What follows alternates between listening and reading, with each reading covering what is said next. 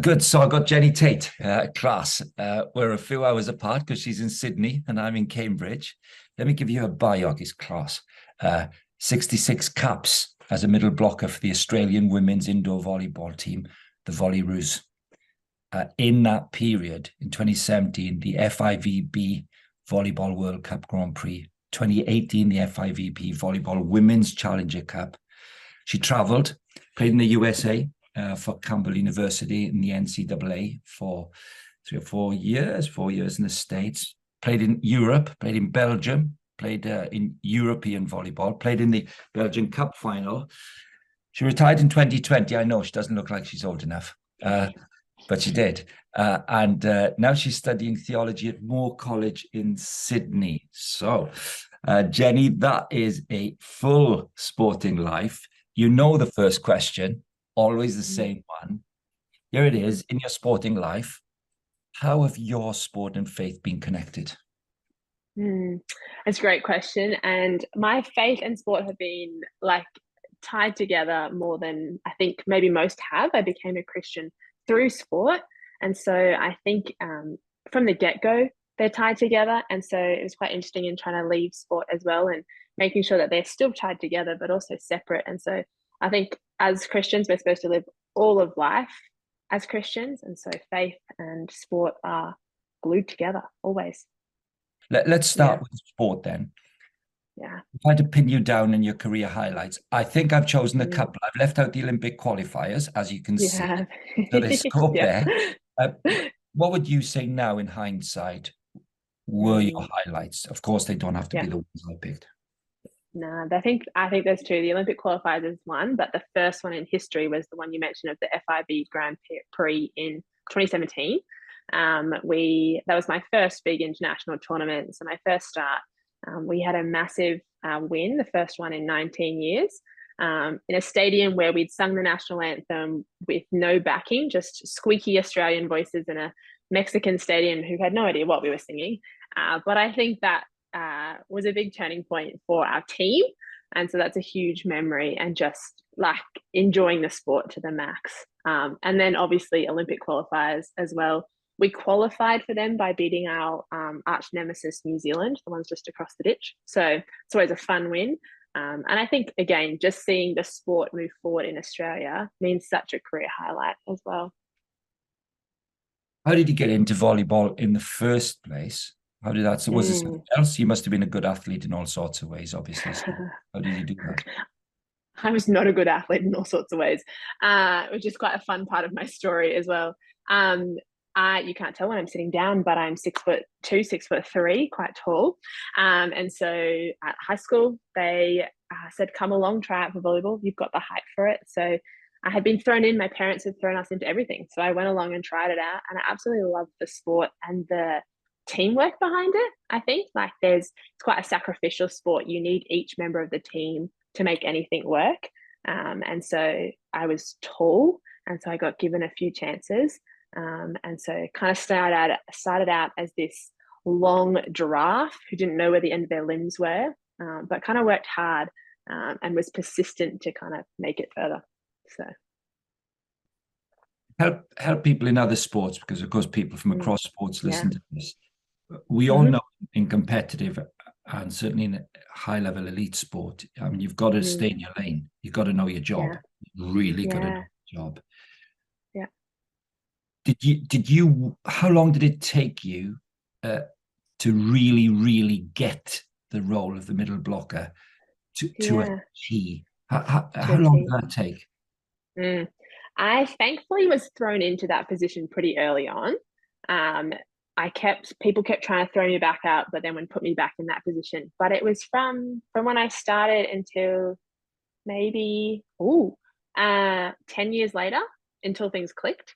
In about 2014, 2015 is when things clicked. And when they clicked, they really clicked. Everything, that 10 years of hard work kind of all fell into place then. So, yeah. I'm thinking about younger viewers and listeners now. Yeah. Because when a woman who's played top level, global level in a sport says it took me 10 years to really nail down my position. You don't often think of that when you're younger, right? You think you know No. the position. Yeah. Give us, Yeah. go on, give us real detail now. Give us one of the Yeah. moments when you thought, gosh, why didn't I realize that I have to do that as a middle before? Can you I think of think one of those?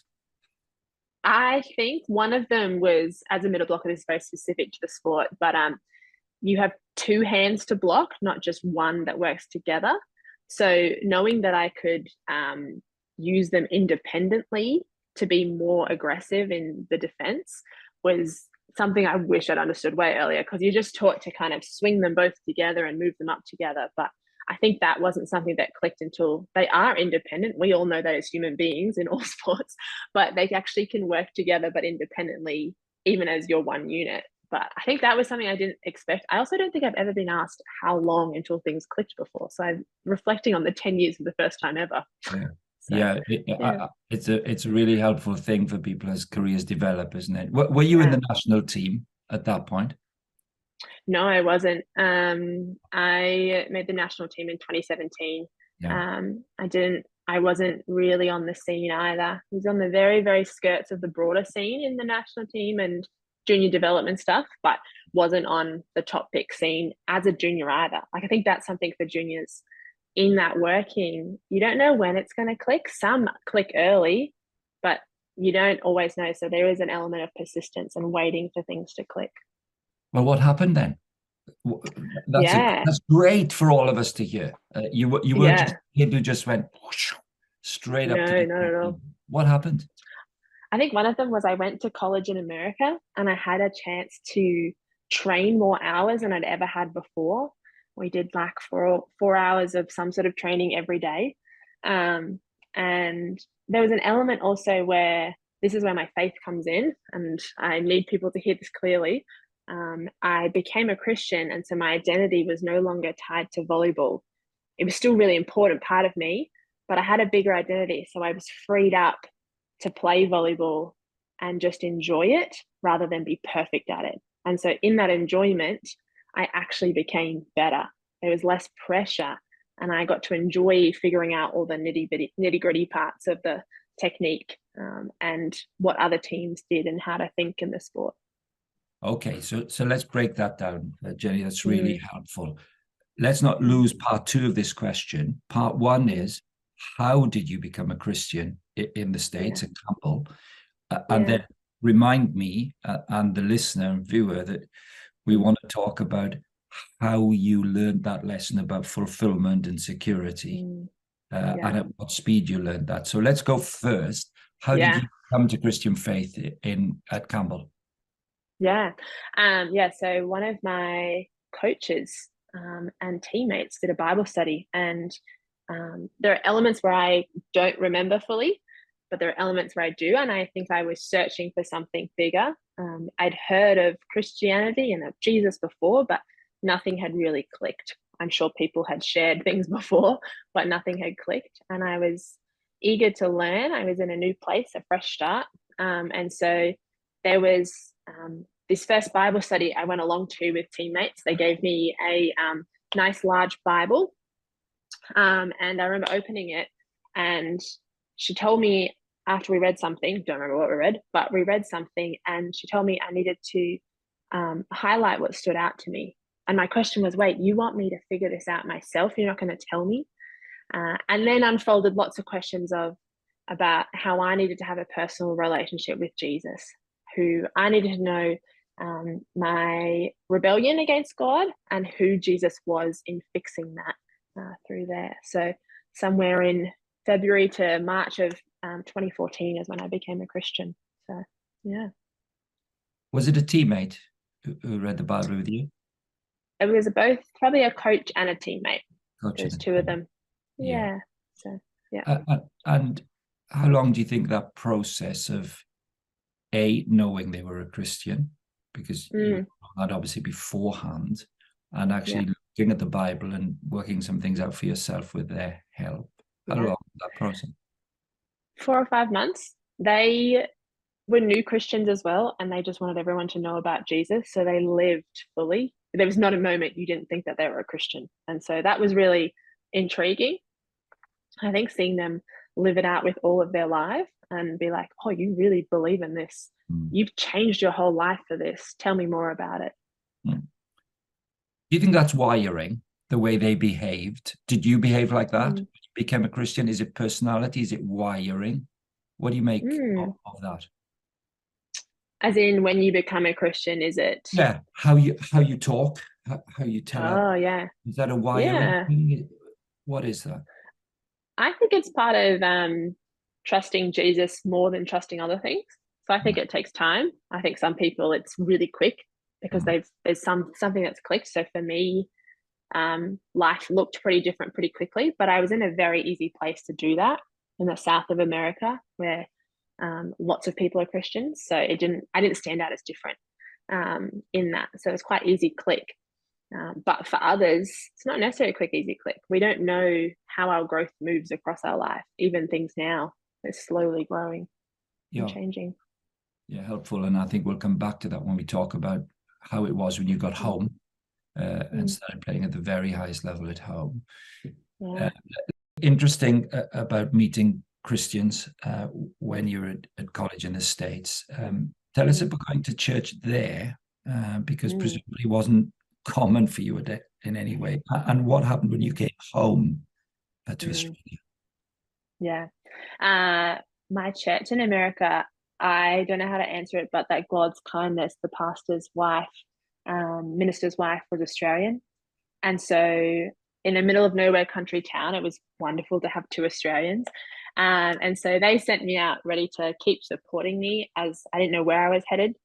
The plan was to come back to Australia, but we heard that I lived in Europe as well. And so they helped me find a church back in Australia. They did all sorts of call outs to everyone they knew. I landed back in the church in Australia, and the hard thing was is that they didn't know who I was. They didn't know that I was committed as a Christian. And so it took a while, and I had to be slow with them and letting them know how to love me and letting them know how I could serve them. So that meant joining the mum's Bible study, even though I was not a mum, and rocking up to church in my full gear because I had to run straight to training, or getting a call I had to leave church halfway through and being okay with that because that was how I could get to church that day, and letting them slowly learn. I think Australia has a long way to go in this, in learning how to love athletes well, and shift work as well, like lots of different categories, but athletes well in their commitment to Jesus and their community in that way. Yeah. Let's go back to that opening point you made then. So you come to faith in Christ through coach, teammate. Your instinct immediately was there was a security and an identity that you'd received. Did that take away the pressure of performance, the tensions of sport? It took about a year for the tension of sport to change. I think there was an identity shift, but the tension of sport and seeing them as being a Christian and how that can help me play and be a better volleyball player. I can be better in all of my identities by living freely in them because I have a identity that's never going to change. So it took about a year before the tension and the pressure to, I think I lived in a life of, oh, no, I'm Christian now, I have to be a really good volleyball player. I have to be even better, until realizing, actually, no, this identity meant I could be more free in this identity of a volleyball player. And so it was about a year. Yeah. Unpack the identity point for us. What do you mean by identity and liberation for your identity? Yeah. What does that mean? Why is it consuming? Why was it consuming you to be a volleyball player? Yeah, I think it's a big thing for me, and it continues to be a big thing for me. My identity is a struggle I still continue with, but I think as someone who's tall, as someone who's got red hair, you can kind of see my Scottish roots here, and someone who was living in a country where it wasn't my home, it kind of stood out. My identity was what people saw. And so being freed from that, being freed from an identity of what others put on me and then what I put on myself, was really freeing. Yeah. Very good. Jenny, I'm going to probe that a bit because you're clearly a confident person. let me push you on that then. So I'll put it bluntly. Are you saying because you became an international level 66 cap player for your country, that gave you a security in front of people that once they knew you played for Australia, that was a pretty safe identity to put on stage anywhere, and it kind of covered up anything else that you didn't necessarily want to be judged by? I think so at times, but I think it also, I think more it felt a pressure to live up to that. I don't think I thought I should live up to that. I wasn't good enough to live up to that. And so when I did let that identity down, sometimes it was a cover up, but a lot of time I didn't think I was good enough for that identity. That's where. Yeah. God, we'll watch our time here, but you speak anybody who's played at the highest level like you, nearly everybody has imposter syndrome. Yeah. I mean, one or two don't, right? Because you know that it's but when you know your place in the first 11, the first 15, the international team, when you know you're only 2 bad games away from somebody replacing 3, it's total insecurity. And no one outside, I'm talking rather than asking here, but no one outside sees that. They just see Jenny Tait, who plays for Australia. Yeah. But the insecurities are deep, aren't they, for top level athletes? They are. Your job and your career can be gone in minutes. Your framework for life can be gone in 3 bad shots. Worth us commentating on that right now, and people are listening, they might pause on that and think. So I suppose when you're hearing Jenny, you were saying, listen, don't be fooled by somebody who's a really, really high-level international player. They're frightened of injury. They're frightened of a bad game. They know there's 20 people who want their jobs. And then there'll be a nobody, because that's how it feels, right? So how did Jesus change it? Pin it down then. How does Jesus change this? Yeah, I think the big part is in what you just said there, the nobody. Like, I'm always somebody to Jesus. We are always somebody to Jesus. He has come, he died, and he rose again so that we can know him, so that God can know us intimately. We're still in the image of God, whether we trust in Jesus or not, but we are, there's a different relationship shift when we choose to trust in God and trust in Jesus as the one who saved us and forgives us. So that's really huge. I think also as an athlete, you are trying to achieve this status and the bar keeps being moved higher and higher. But in scripture, it says that Jesus is going to continue to transform us until he returns. Like in Philippians, it was my first verse that I memorized ever. And it says, I am sure of this, that he who began a good work in you will bring it to completion at the day of Jesus Christ. And as an athlete who's always trying to improve, always trying to get better, knowing that someone else is on your team in that and that they're going to do the bigger work than you could ever do is just incredibly freeing. Like, better than any sporting moment you can ever think of. And it's hard to show it, but it's true. Okay, so this in turn, so often in our conversations in this podcast, we'll talk about 2 separate ideas, but deeply linked, I think, in the way you've just said it. When an athlete, coach or athlete, meets Jesus Christ, there's a new safety. You're safe. You're not scared. You know who you are, and you know you're loved independently of performance. That safety and not being scared is a really attractive thing when people are watching. I think, and I'd like to move on to this with you, because if you're safe, not scared, you can serve, not just survive. Yeah. You've got space, you've got emotional space. And he begins the good work in you, carries it through. It seems to me, by the way, he liberates you to be safe. So there's a new freedom to serve your team, which is authentic. It's not perfect, but there's an authenticity. Now, I read your head coach, the Australian head coach, comments on you when you retired. And he said something like, yes, we see her for her professional excellence and expertise and huge contribution to our national team at major championships. But what nobody ever saw was the way that she would welcome new players to the squad, write to them before they arrived, make sure that even the details of the kit were exactly right. If somebody didn't quite have the right stuff, she'd give it away. Talk about this liberation to serve your teammates, which is of Christ. Yeah. It's completely of Christ. He denied himself to serve us, and that's what, as a Christian, I'm trying to do as well, trying to imitate him in that. And I will never do it perfectly. I can do it authentically, and I can apologize when I do it really poorly.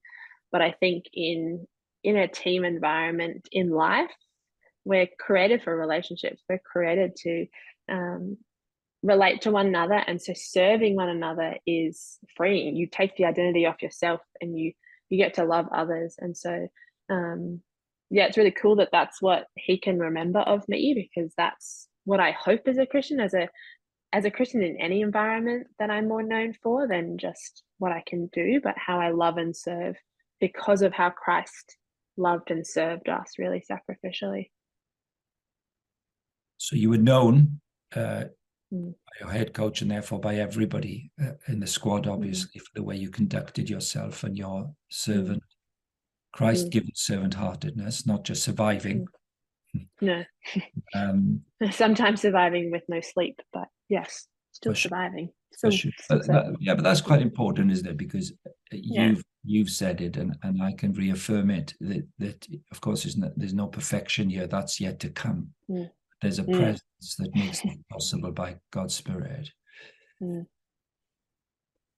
made a very clinical decision. And again, your head coach said when you left the Australian team, when you retired in 2020, having told him you were retiring, to his disappointment, you then said, but there's one thing, I will carry on with the Australian Institute of Sport project with Black Dog for teenagers in high school and mental health.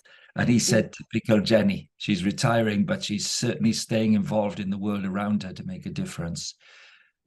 You with a 20-odd, 27, I think, major Australian athletes have been involved in this project. Tell us more and why you're involved. Yeah. So in 2020, the Black Dog Institute, which is a mental health organisation, partnered with the AIS for the first time. It's been really cool to see them continue that. So they've just actually announced their 2023 lot of athletes. But it meant we were going into schools, which in 2020 looked online instead. So reporting online to a school full of kids, but talking through how mental health, how we can be mentally fit. So how we can be aware of thoughts and feelings that are probably not so true, and put things in place to make them more true. I'm really passionate about it because I have struggled with mental health. And so it is really key in understanding better how our mind can fail us, how our emotions can fail us, but also how there's still so much to learn from it. And it doesn't mean you're done and broken, but that there's hope in that as well. So, yeah.